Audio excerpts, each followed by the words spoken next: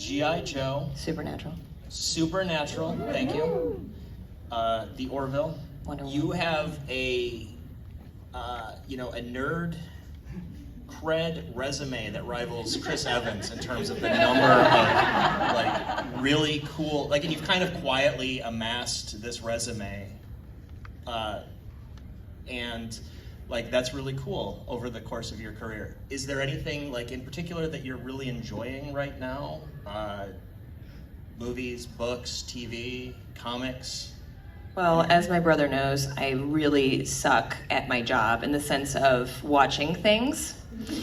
So, last night we were having dinner and I was like, have you heard of the show Evil?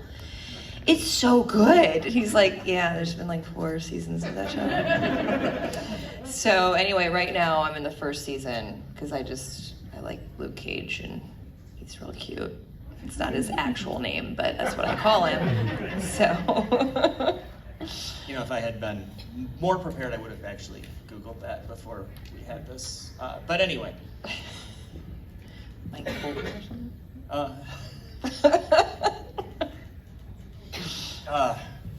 Well, so the wonderful thing about these kind of panels is that when we are done with things that we can talk about, we can invite the audience up to ask questions. But I did want to like just start with just a little anecdote, is that I haven't seen Adrianne in a year now, probably, at least.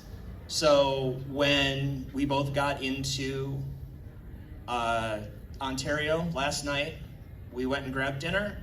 Adrianne recently celebrated a birthday, so we went out to dinner to celebrate, and we had some drinks at the restaurant, and then we went back to the hotel and we had some drinks at the hotel bar, and then we had some more drinks at the hotel bar.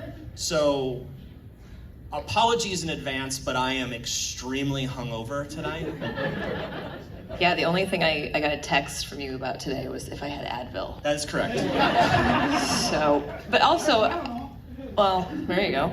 See, I do have to explain to you, my brother for years, though, would have to rev up his liver whenever he was going to see me because he made the mistake of not doing that one year. And ended up throwing up because I can outdrink most men. And it's just a fact, man. Tequila, I live in Texas, it's the whole thing. So, anyways, I was like, I mean, I didn't feel drunk last night, you know what I'm saying? He thinks I'm an alcoholic, it's fine. Don't put words in my mouth, I have a microphone. I was pausing for effect and to make sure, I just wanted to check the ages of the audience because I guess, you're a jerk. That's the word I can use given the audience here. I miss her, and we did do a spin-off pilot that was excellent. Very different than Agents in the sense of like how it felt, but very good as well. And it's just a bummer they didn't pick it up. But I miss her. Well, let's just put, picking those Eskrima sticks up again out into the universe and hope that, Kevin Feige is listening. Yes, hey, they're also next to my bed. So it is my weapon of choice. If anybody ever comes into my house, I'm like, I know how to disarm a weapon with these things. So I still use them. Hello. Hi. You're adorable. What's your favorite food?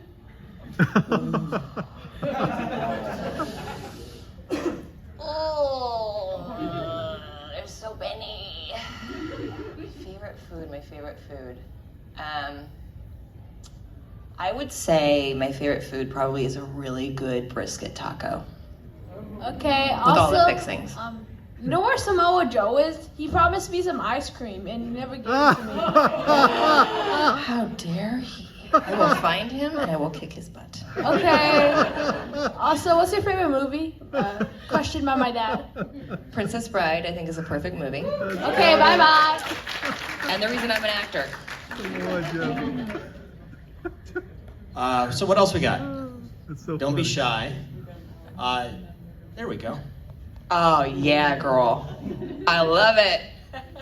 A big fan of Agents of S.H.I.E.L.D. And Yeah. we all cried when they didn't pick you up for more. But the question is, with having a brother who's very much into comics, how much did you read, if you did, of any of Bobby's history?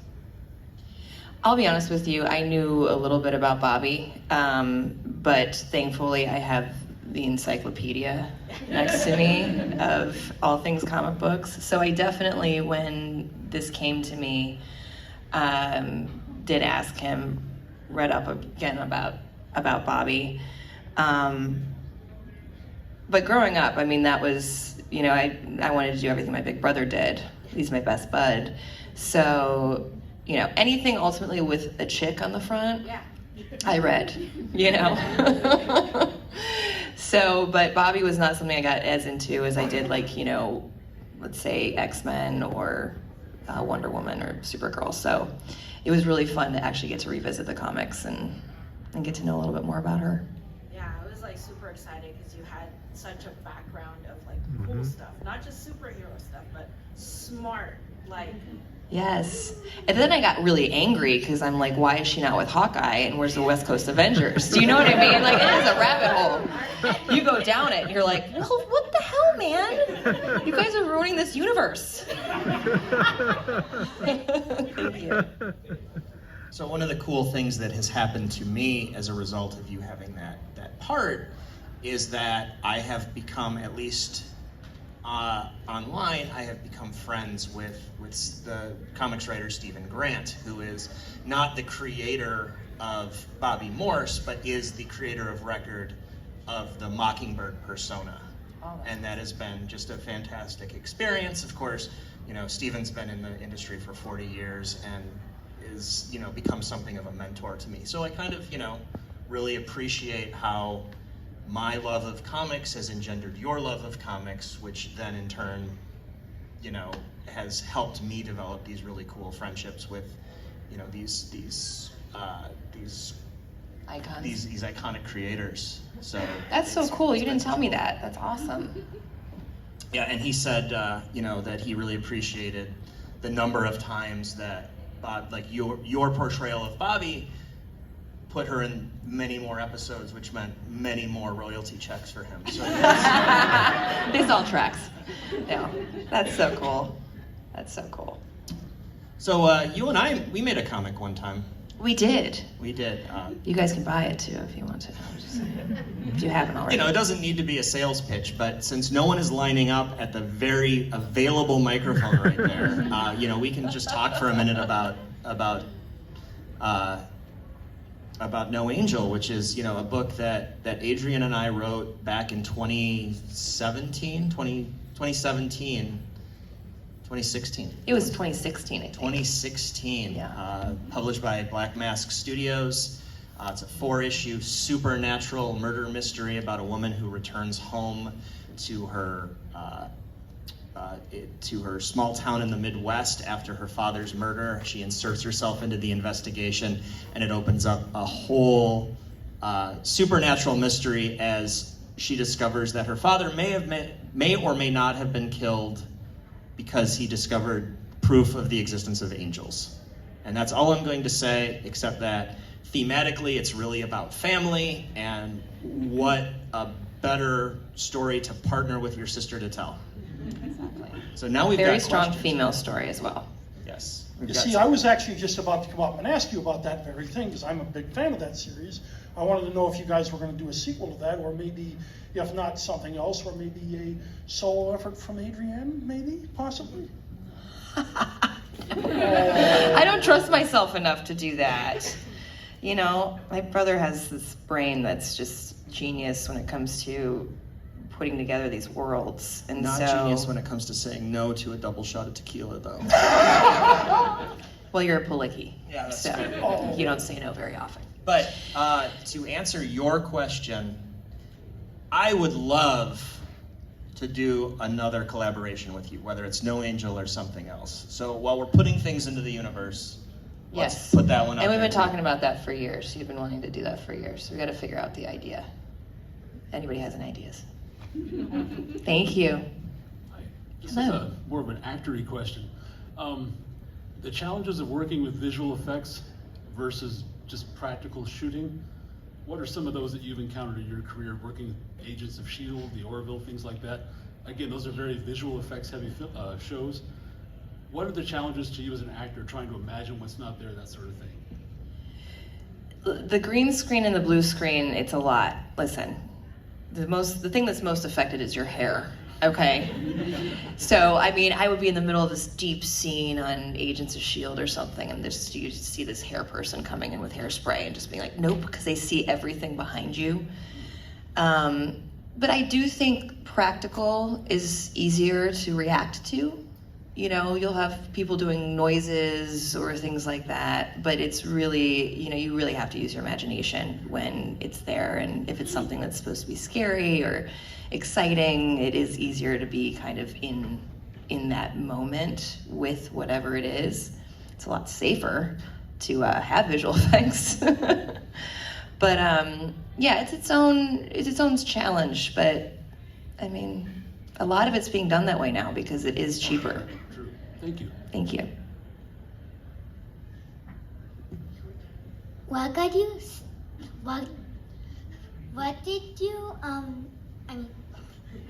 What is your name? Haley, Haley?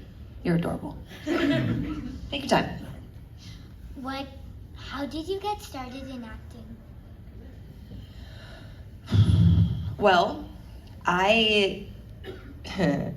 my sister and I used to put on little plays for my mom and dad, which had no beginning, middle, or end. It ultimately just had a lot of clothing changes that we made them sit through. And I think at a very young age, I think I was 7 when I realized that I wanted to be an actor.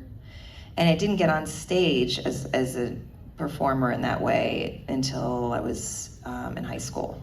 So once I finally did, I knew I had to do it.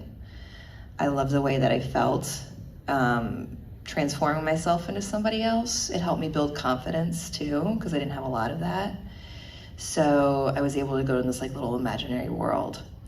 And my final play that I did, musical, was Wiz. And that was the moment I was like, I can't do anything else. There's nothing else that I want to do in this world. And so I moved to New York with very little money because I wanted to be on Broadway, which is smart. Went broke very quickly. I was only there a month. But thankfully I auditioned. I got an agent out of LA. It's Costa Mesa, didn't matter. Got me to this coast. And, you know, years of odd jobs, I was finally in the right place at the right time. But it was a lot of tenacity and a lot of rejection. But it was a whole process that I'm really thankful I got to go through and made me who I am. Thank you. Thank you. Hi. Hello. So I know you said that you're not watching, like, you don't watch a lot of like TV and stuff.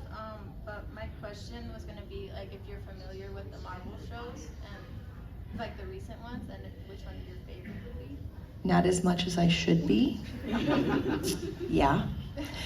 No, we were actually just talking about that last night. There's a bunch of them I have to catch up on. What's your favorite? Mine is Moon Knight, and that's what I just asked today. Moon Knight. Oh, you look amazing. So now I have to watch that.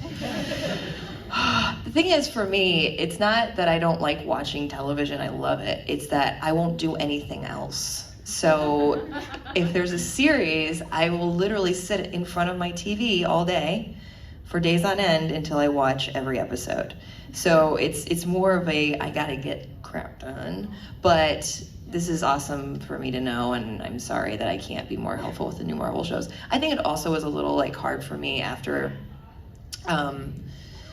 Most Wanted didn't get picked up, because, you know, it was like that missing Bobby thing. It's the same thing when Wonder Woman didn't get picked up. I couldn't talk about it for like 3 years without breaking into tears, because I was so bummed about that. So I'm ready though. I'm ready. Thank you. There are worse ways to spend 9 hours than staring at Oscar Isaac on the screen, though. So, This is a fact. yes. Okay. So Moon Knight's a good place to start. You're really selling it for me, so I appreciate that. You're welcome. Thank you. Also, he dresses like a mummy, so the whole time Oh my he's God. dressed like a mummy. Sexy mummy Oscar? That's crazy. With a British accent. Okay, stop. Guys, I'm leaving. I'm watching the show. I would love to know, out of all the characters you played, which one do you feel was maybe like the most like you as a person, and which one was the most different and more of a challenge for you? Well, I would say Miss Perkins is probably the least like me. Agree to disagree. I don't know, they all have a part of me, you know. Friday Night Lights changed my life, and Tyra was such a big, important part of me. Like, she is a person in me. And I also we were lucky on that show, I got to help participate in the development of that character. We all did, with our characters. So it's a really special thing. I would say now I'm probably most like Kelly, you know. She's strong, smarter than most, you know, guys she's next to, and no, but she's badass, she's smart, she's fun, but she's also very flawed, and her flaws are what make her, I think, human and likable and special, and she's pretty funny too. I love her, so that's a great choice for me. Thank you. Eric, who do you think I'm most like? I would agree. I think it's Kelly, for sure, and for the exact reasons that you said, aside from the smarter than the men sitting next to you. Especially right now. Not always, but right now. Okay. So I'm curious, you seem to have a flavor of your character type. Is it coaxed or just coincidence? And two, what would you like to do? What would you want to be? What role, character, cast, something that would really hit you and be like, yes, that's the gold script I want? Whew, I will say, that's a great question, by the way. I don't know how it all started. I mean, Friday Night Lights was my big breakout role, but after that, I definitely got offers or went out for roles that were very strong, dominant female characters. And I think it's probably my stature more than anything else. Oh, thank you. Thank you. But yeah, no, I don't know why. And then it was this snowball of, okay, I'm playing these characters, which I'm not mad at. You know, I love playing these strong women for other women, for young girls. But I think it'd be fun to actually play a weak character, and maybe like an evil weak character. That's something I have not done. You know? Yeah, like a Disney witch. Totally, I could do that. Preferably not a musical. I sort of feel like we don't really get enough of Miss Perkins' backstory to really sort of know as much as we could, but I think there are elements of that. You know, she could be an anti-hero. She could be not a pure evil character, in spite of what we see in her limited time in John Wick. The one that I was thinking of, though, was your guest spot on Criminal Minds. Oh, wow, yeah. Thank you. That was a fun character. Yeah, I mean, that was... She was crazy. Natural Born Killers distilled into a 45-minute procedural was pretty fantastic. And that was definitely an example of you playing very much against type. Right. Thank you for that. Yeah, that was fun. That was exhausting, but it was really fun. I'd like to do that in a fuller length version of something, or more of a series. But even to go back to what you were saying about John Wick, like, that's an interesting thing, because Keanu and I actually were talking about backstory, because we just always had this feeling that they knew each other. And they probably dated. And by dated, I mean, you know, but there are children here. So I feel like there was a past with They shared those. Samoa Joe's ice cream. There we go. Oh, that's just inappropriate. um, yes, but I think so. That was part of our backstory, was that maybe she was even just a little bit of a woman scorned. You know, maybe he met the love of his life and she was nothing. And you know, there was just so many layers we wanted to like think about between these characters. But they used to work together, so there's something to that too. So, as Miss Perkins and in most of your other action-oriented series, you do your own stunts. I don't do all of my own stunts. I do have to specify that, but I do most. Okay. Do you have any particularly interesting stunt-related stories to share? Well, no, I will just say, if you're gonna do stunts in any capacity, you're gonna get hurt. It's just a matter of it, and especially if you're an actor doing stunts. Thankfully, I have a background in dance, and it's very similar. It's steps. You know, you do rehearsals, and you know, you go this way, they go that way, blah, blah, blah. And inevitably, when you get tired, you get sloppy, you know, something's gonna happen. But that did happen to me on Agents of S.H.I.E.L.D., where I ducked, he weaved, and the stunt guy I was working with hit me over the head with one of my batons. And I just know I was out for like a second, but they did have it on the blooper reel, and I go down like this, whack. Thankfully on my back. But I got up and I was like, what's going on? Da, da, da, da. Kept shooting the rest of the day, by the way. It's all action. It was second unit, so I was doing all this stunt stuff. I was like, I kind of feel like I want to throw up, but it's fine. Let's just keep going. And then I started having this issue with my eye. And I went to the doctor and they did an MRI and I'd had a concussion. So. Yeah, very obviously you had a concussion. I mean, right? and I love that nobody on set was like, maybe we should go to the doctor. Is this the NFL? What's going on? It feels like it. John Wick, I herniated 3 discs in my neck and pinched a nerve. But you should have seen Keanu. Like, I had, 3 months of jiu-jitsu training, kind of intensive jiu-jitsu training for that. And I learned the routine, or the fight sequence, probably over the course of 2 days, which changes because you get to set and things don't exist that the stunt people think that it exists there. Like, there was no chandelier to hang off of or things like that. So you have to kind of, on a dime, be able to change whatever's happening. But Keanu, because he's in every scene and he does his own stunts, a lot of them, he didn't have time to rehearse. So he learned that fight sequence at lunch before we shot. And I mean, when that guy walked into the lunchroom, it's like, his ankle was this big, body completely broken, but still did the fight. And I mean, it was awesome. I wanted to go through the plate glass window. Chad was going to let me, and David said no.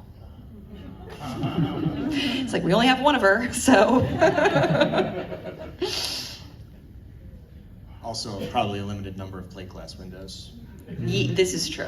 This is true. You can't really mess it up. I just had this vision of me hitting it and nothing happening. You know, second concussion. Yeah.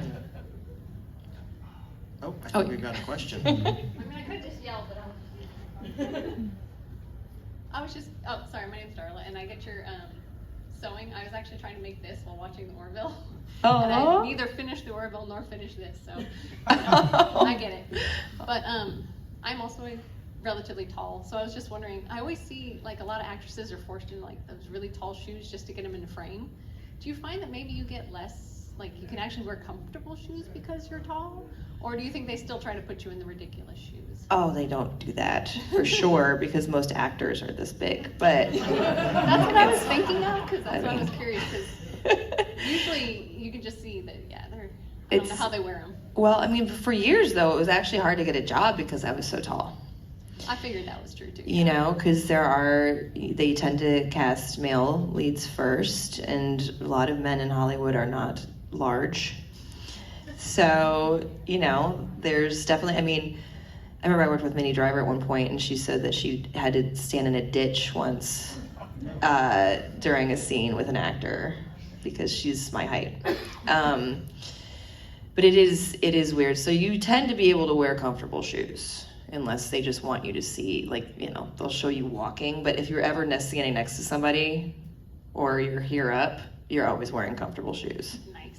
Yeah, it is the, we have the Benefit upper of hand that being way. tall. Yeah, exactly. All right, thank you. Thank you. Is there some sort of NDA you signed as to why you couldn't just say Tom Cruise in that mini story?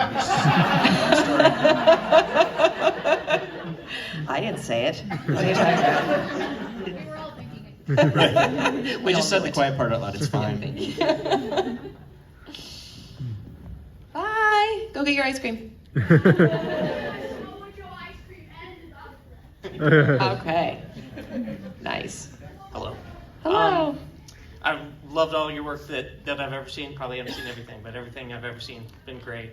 Obviously, track is an important thing to me. For when it was on, Orville was the best Star Trek series on television. Just kind of two questions. One, do you like track? Star Trek? Did you watch any of it before? And when you were making the show, The Orville, which I'm presuming is not coming back, but I can still hope, was there a sense that you were maintaining the legacy of Star Trek when filming that? Absolutely. I'm sorry if you guys just saw that. I just realized that guy's backpack is no, it's awesome. But I was like, whoa! Is everybody else seeing that right now? It's a very cool backpack. You should check it out. Not yet. No, so I was not a huge Trekkie. We watched some as kids, but like very little. We had Jonathan Frakes as one of our directors, who I had the biggest crush on when I was a kid. He was the reason I liked to watch it. I still have a crush on him, by the way. That's fair. Yes. But we had, when it came to Star Trek, we had the best leader. Seth might be the biggest Star Trek fan of all time. And I mean, his dad tells stories of walking into his bedroom when he was a kid, and he'd have boxes because he remade the bridge out of just cardboard box and pretended he was Captain Kirk. Like, he was just a massive fan, and I think his dream was to kind of recreate the version of the original where it is a little tongue-in-cheek sometimes, but it really deals and delves into really important issues. And so I personally was not the biggest Trekkie, but I had the best teacher to help guide me through that. So I think that's why it's so good. And I mean, his head's exploding somewhere every time somebody says it's the best Star Trek that was on television. I mean, at the time. So thank you for that. All right, thank you. Thanks. You know, there's this, like, when you're a writer, there's this sort of adage about, like, you know, you write the stories that you want to read, right? So if something doesn't exist, then you have to invent it, right? And it feels like that was what Seth was doing with the Orville, is he wanted that sense of that sense of Star Trek that he loved as a kid, and the modern Trek reboots weren't doing it. So he gave us the Orville. Would you kind of agree with that? Yes, and he really wanted to create a future that was not dystopian. Like, he wanted to have a positive future, which is actually kind of a parallel future in a lot of ways based on the storylines and whatnot. I think that's exactly it, and I think he had a big issue in the beginning because he was fighting critics because nobody really knew what it was going to be. They just expected it was going to be Seth MacFarlane or it was going to be Family Guy in space.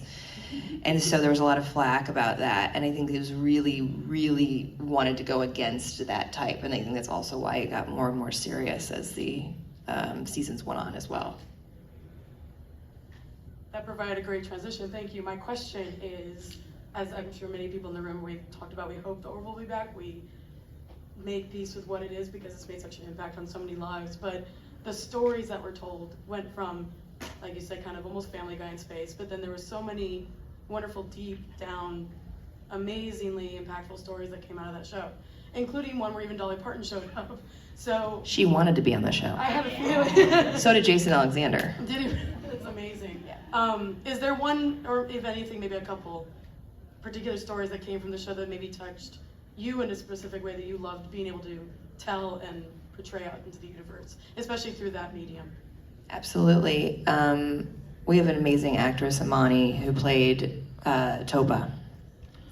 Yes. And I think that storyline of Topa, I mean, and Kelly always being her fighter, even when she was a kid and born a woman, and, you know, going to battle for in court, still having to transition back to being a male, because it's a male-dominant species. The third season, that storyline was so impactful and so important, and now having gone around and met a lot of people and done a lot of benefits and whatnot, what it's done for the trans community has been so amazing, because what Seth has a capability of doing, which is not like Family Guy where you can kind of beat you over the head with stuff, he has this really great way of tapping your shoulder and, you know, allowing conversation to start, as opposed to just beating you over the head with a topic. And I think getting to see this little girl, this little boy who is really a little girl, you know, try to find herself, and, you know, to have two parents who are one against, one for, I think just everything about that particular storyline that was so beautifully done and beautifully talked about, and how hard it is for everybody involved. And brave. Yeah. Thank you. Thank you.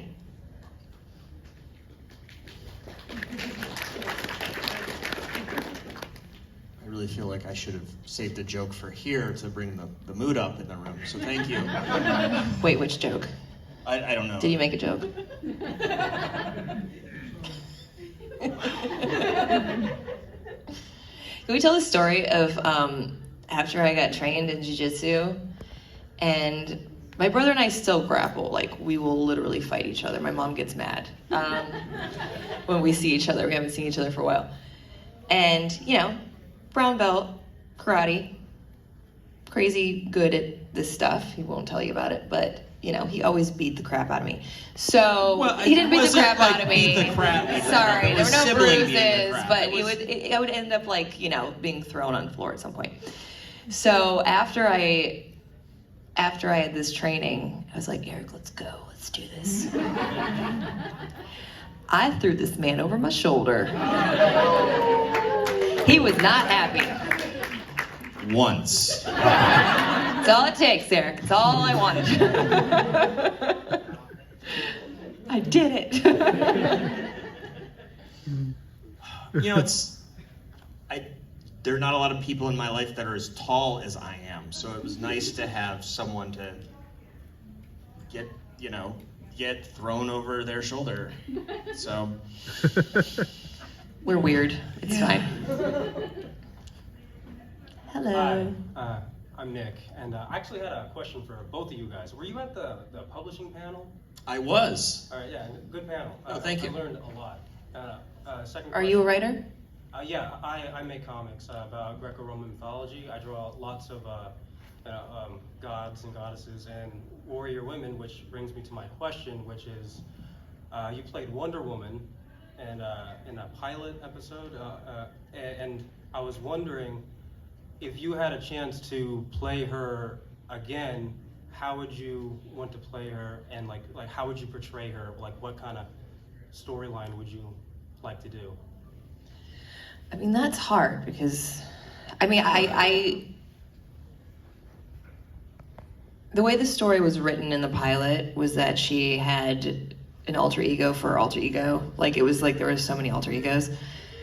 But what I did like was, and I would want to do again, is the story of Diana Prince, who just, you know, she can never be truly happy because she's always going to be doing this other thing over here, and she can't completely be who she is. So, and that's one of my favorite things about Diana and Wonder Woman, is that it is a beautiful gift and it's also a curse in a lot of ways. Rogue examples of that, right? You know, you're a badass, but you can't touch. Like things like that I think that just make people realistic and vulnerable, and these superheroes vulnerable. So I would want to keep that level of storyline. And of course, you know, maybe she kicks a lot more butt in the one, you know, that I'm talking about. But that's kind of Do you have an idea for a storyline? For Wonder Woman? Mm-hmm. What about coming back for the multiverse? With all this multiverse talk. Okay. I mean, yeah. Tell them I'm coming They back. have your phone number, I think.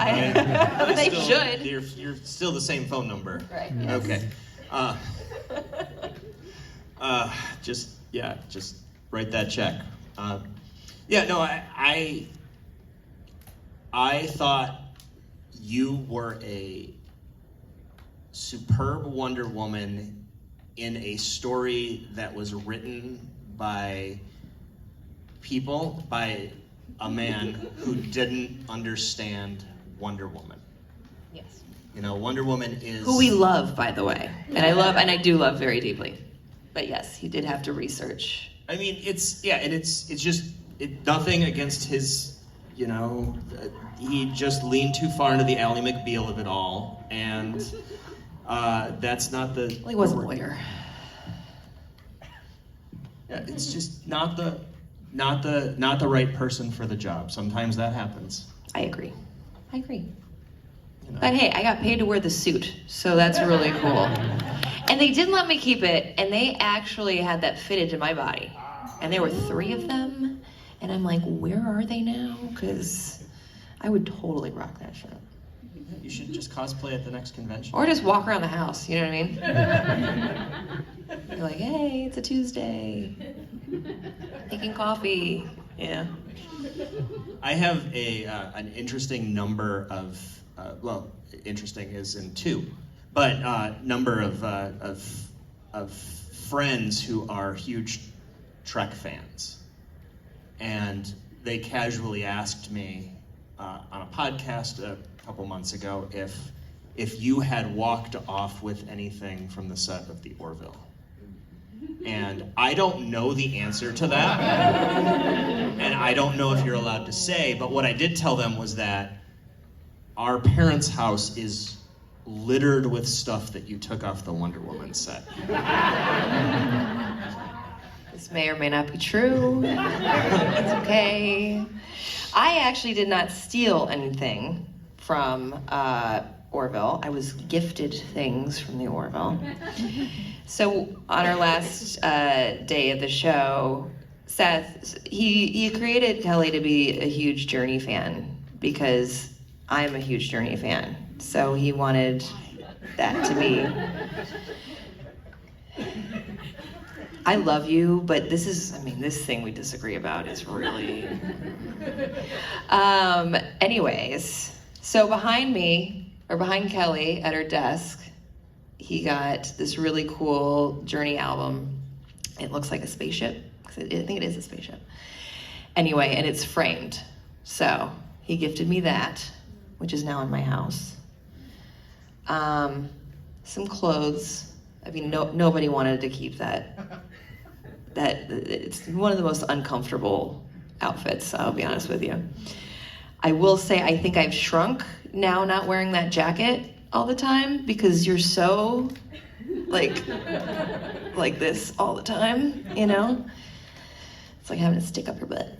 I just want to say that I am just a city boy born and raised in South Detroit. I never need to hear that song again. Nobody needs to hear this, but they ruin everything that way. You know, Queen, it's like my absolute favorite band. You know, you have to take a second. Okay. Stop playing the best songs over and over again. Okay, we can. There are other songs, Eric. There are other bands. Steve Perry. It's a basketball reference.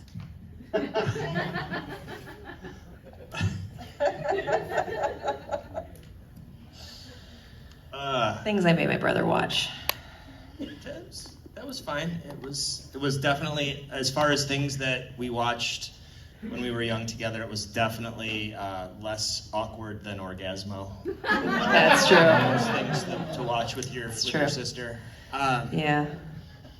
That, and I made you watch Ace Ventura 2 When Nature Calls during Easter break once every day. I saw it 4 times in the theater, okay, guys? And then I made him watch it every day. And I think that you stopped liking Jim Carrey there for a while. Yeah. Oh, we have 5 minutes. So if you have any more questions for Adrianne, now is the time to Or Eric. to get them in. Yeah, I am way less interesting, and also I'm very easily accessible. Great opportunity to tell you that I am in Artist Alley table A16. I have copies of the work we did together, No Angel, as well as all of my other comics work available for sale this weekend. So stop by. I'm happy to answer comics-related questions, but I know that's not why you're in this room right now. You should check out Blacksmith because it's really good. It's one of my favorites. All of his works, great. But let's take a couple minutes and talk about I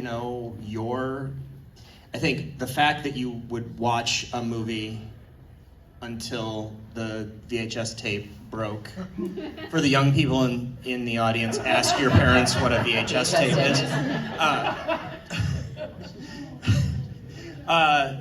But even before I was a huge comics fan and influencing you in that way, you would watch Supergirl, the original Helen Slater Supergirl, 3 to 5 times a week, sometimes multiple times a day. What is wrong with you? I have to agree. I went back and rewatched that movie, and I'm like, listen, I wanted to be her. Supergirl was my absolute favorite. I have a Supergirl tattoo. She was my pride and joy for a long time. But that movie is bad. It is bad. I also made you watch Spaceballs all the time, and you used to get on me, but it was, thank you. Yeah, he's always like, well, that's not his best one. I'm like, okay. First of all, I want to be Princess Vespa, so. First of all, Young Frankenstein, but Never... Spaceballs is top 5 for sure. Okay. Top 3. All right. So Spaceballs. You made me watch Monty Python and the Holy Grail all the time, which I'm actually happy about. That was once. Anyway, you have a question. I'm curious now. Yes. Your guys is almost identical to my brother and I. Pinky in the brain in a sense. So. Wait, who's Pinky? No. For both of you, visually minded, data minded, like eidetic memories, like how do you do acting as? I have a photographic memory. So eidetic. Now, are you because of the? It's very helpful. Is it the same photographic or are you data? Because my brother's all data based. I am data based. Okay. Yes. Footloose. Footloose was another one that you made me watch. Now that movie holds up. Yes. Sure yes. does. It's the remake not so much, but yes, the original is great. Don't watch the remakes. Although I will say, Roadhouse was not a bad remake because it wasn't a remake; it was just a different version. That one I can get behind. It was entertaining. It took me a long time to watch it. Okay, I'm going to stop talking now. I kind of want to end this panel with a roundhouse kick to your. I like to see you try. And throw me over your shoulder. Anyway, Adrianne, this has been a lot of fun. I hope everyone else enjoyed the